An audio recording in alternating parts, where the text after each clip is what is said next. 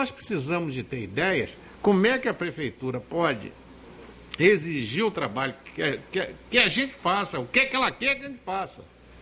E que não vai dizer que essa estrutura aqui está ok, desculpe, meu querido Bruno Contarino, você que enxerga que está aqui, não é? Isso é o que é... Vão ter que tirar a madeira para envenenar essa direita. Exatamente. Os pilares são cintados, né, Contarino? Então, por aí. Tá certo? Então, a sugestão é que é importante, o que é que a gente pode encaminhar. O CREA fez uma comissão de engenheiros, de conselheiros, e por acaso, não sei por quem me convidou, né? Então eu estou nessa comissão. E para apresentar também, tentar logo que seja possível para a prefeitura. Tá certo? Então, aqueles que quiserem aqui, podem vir aqui na frente, digam o seu nome para ficar gravado e sejam rápidos, concisos e precisos. Pois não. Foi ele que levantou lá. Pode vir aqui. Boa tarde, pessoal. Meu nome é engenheiro Marcelo. Meu nome é Marcelo Silva Mourão, sou engenheiro civil. Trabalho na área de manutenção há 15 anos. Trabalho também na parte da construção civil. E eu estou acompanhando esse processo já tem algum tempo. Eu já costumo fazer relatório de estado no meu dia a dia, da minha área de manutenção, e quando a gente chega a uma consideração final, a gente conclui que se tornou um laudo. Nesse relatório de estado, eu estou procurando fazer um relatório bem detalhado na parte fotográfica, para justamente eu ficar com um protocolo, para justamente eu acompanhar o caso de 5 em 5 anos. A sugestão que eu teria a fornecer ao CREA, à prefeitura, se tivesse aqui algum representante, é que está faltando um pouco de ferramenta na parte de trabalho, né, nosso do engenheiro. A lei ela é válida, mas, por exemplo, não existe um checklist padronizado nessa parte de inspeção, que eu acredito que esse checklist facilitaria muito e ajudaria nessa divisão de responsabilidade. Eu acredito que o CREA possa, junto com o Clube de Engenharia, junto com o sindicato, sugerir à Prefeitura que disponibilize no site online essa condição de um checklist padrão, e a partir desse checklist que seja estudado juridicamente junto com a equipe, né, de advogados, para justamente preservar a nossa profissão e automaticamente defender os interesses da edificação como um todo. Eu estou tendo problema também nessa parte de vistoria interna, na qual estou tendo que colocar no laudo, de uma maneira genérica, né, algumas condições de riscos que possam, algumas condições de perigo, tá? Que o perigo gerenciado ele se torna risco. E aí eu estou colocando isso como uma observação genérica, porque eu não estou conseguindo entrar nas edificações privadas, né, na parte particulares, né?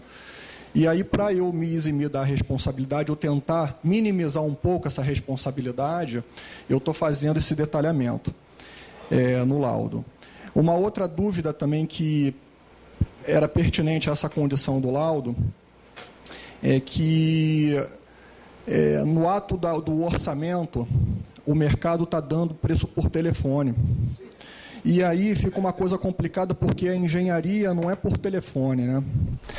E eu costumo estar entrando no local para fazer um orçamento, uma avaliação, porque eu acredito que o preço da engenharia, se no caso é uma vistoria, e o condomínio tem síndicos, tem administradores, eu acho que o preço desse laudo, se a gente for falar em valores, ele tem que ser inversamente proporcional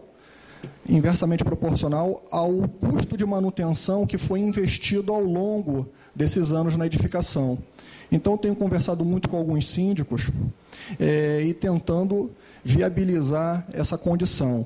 Mas a minha preocupação mais é na hora de fazer o orçamento, em que eu vejo algum problema técnico, né? E o que eu faço agora? Eu não tenho um vínculo comercial, mas eu tenho uma responsabilidade, tenho uma obrigação e um dever, né, de ver alguma coisa errada, mas eu não tenho um vínculo comercial. E aí, o que eu faço?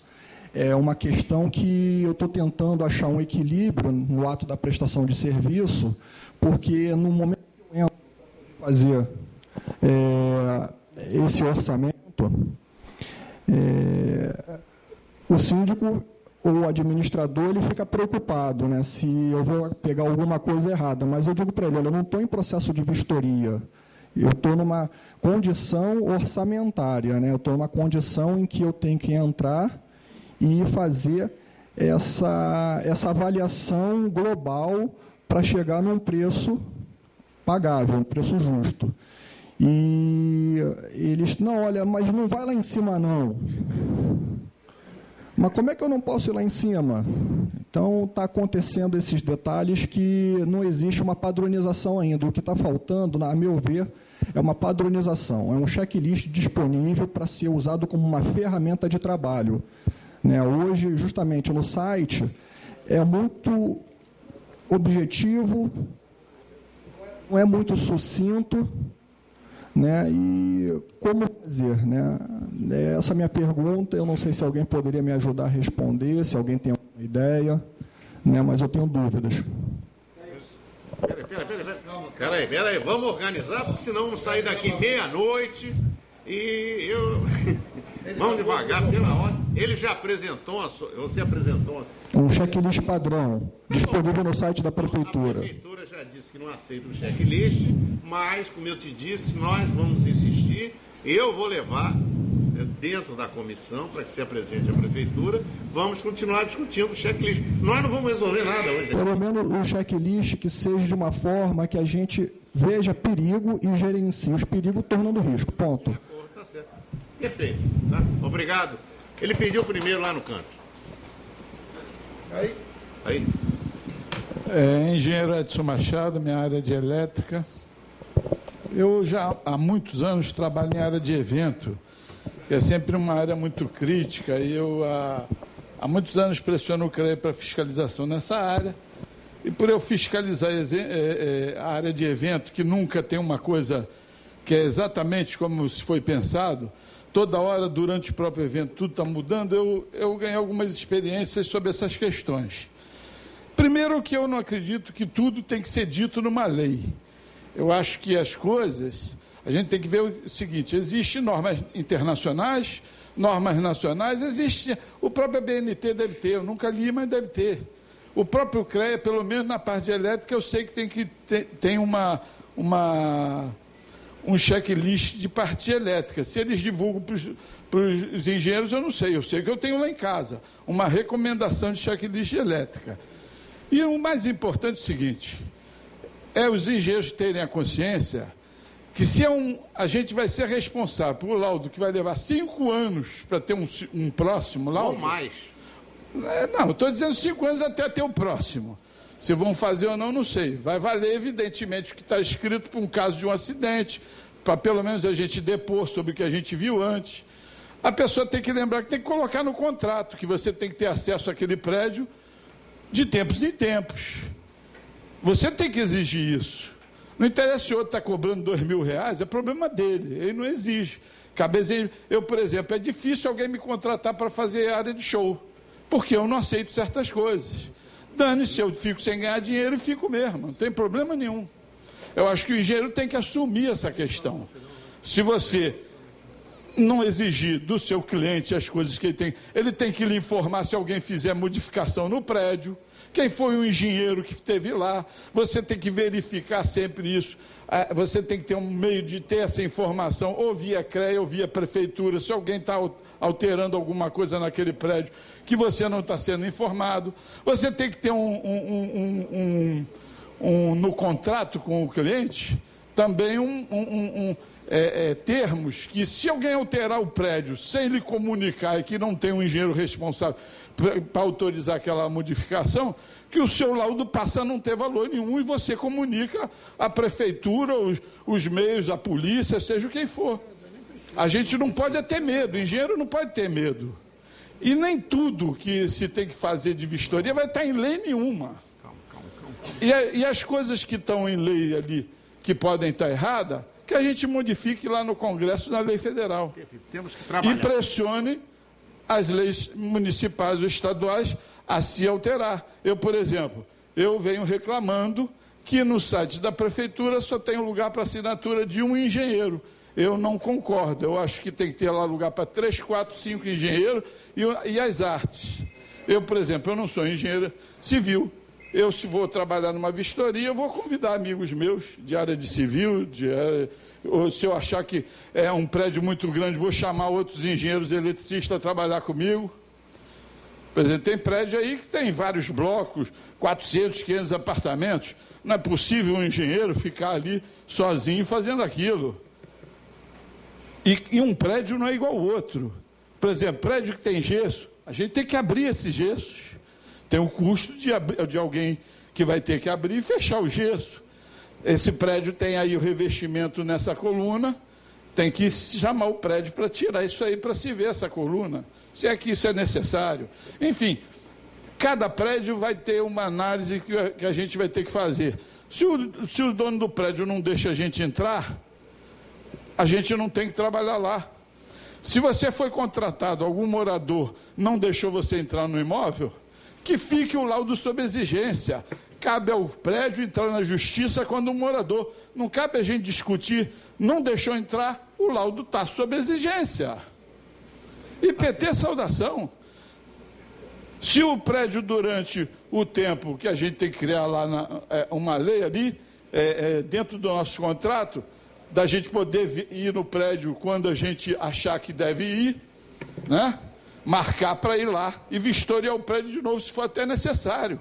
A gente tem que prever essas visitas esporádicas, são no mínimo 5 anos de responsabilidade, que alguém pode mexer, alterar, e você não está avisado. E vou muito mais além. Esses prédios que têm a parede de ar-condicionado, que abrem buraco na parede sem autorização de prefeitura, isso tudo tem que constar lá que não pode ser feito dessa maneira. E que o nosso laudo deixa de ter validade, e o CREA, eu acho que tem que apoiar esse tipo de coisa. A gente tem que ter coragem de botar lá. Se eles não quiserem, a gente não fecha contrato com ninguém, fica todo mundo sem laudo. Talvez fosse eu acho que é esse o caminho. Talvez fosse. Edson, obrigado. Não, a minha formação, na verdade, eu sou geógrafa, não sou da área de engenharia, né? Quer dizer, faço parte das áreas de engenharia, mas minha formação é na área de geografia. Mas quando nós estávamos pensando nesse evento, né, eu conversei muito com o Luiz Ricardo, e tem 2 pontos que chamaram muita atenção. Primeiro, a questão do laudo, que eu gostaria que o Luiz Ricardo falasse bem sobre essa parte do laudo, e também algo que é a planta do prédio, né? A planta do prédio.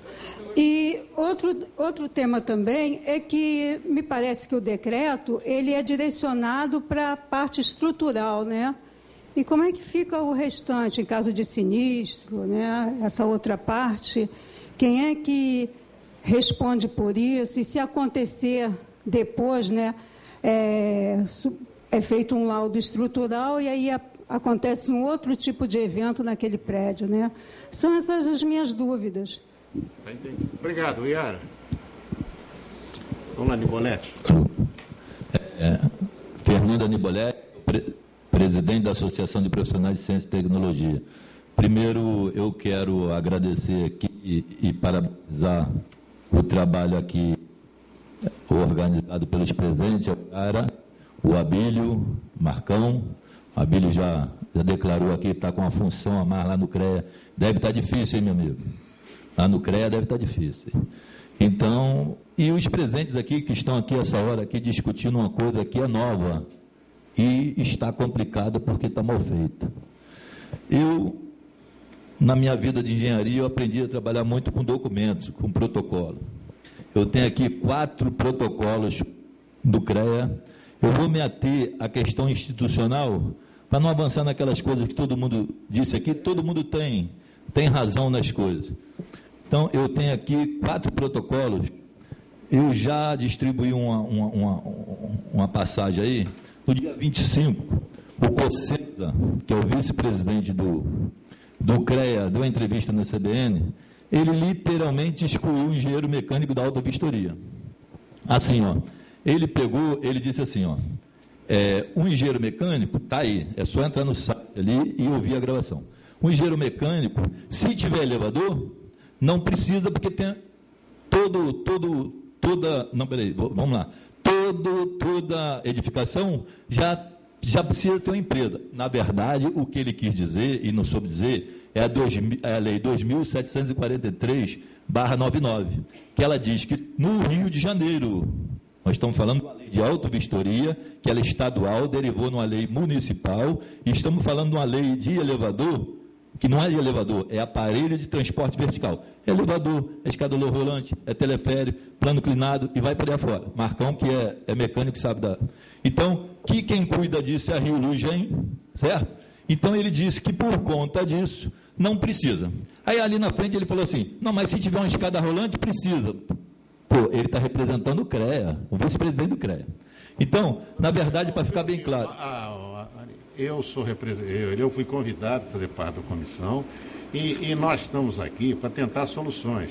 Nós não estamos aqui para discutir problemas políticos até de engenharia. Vamos tentar chegar a um... Não é político, olha só. Então eu tenho um protocolo para pedir, para desfazer esse mal-entendido, porque ele excluiu uma classe de engenheiro mecânico. Alô? Ainda fez mais, ele falou que era interessante, além de dar preço no serviço dos outros, eu acho que não tem que dar preço no serviço dos outros, cada um cobra o que quer, e o que acha que é válido, ele ainda fez o seguinte, ó, vocês liguem para o CREA para ver quem tem acervo técnico, vai parar o CREA. Então eu protocolei esse pedido de resposta, esse pedido de retratação e colocar essa nota no jornal. Em paralelo a isso, eu fui ao plenário, uma coisa que eu pedi,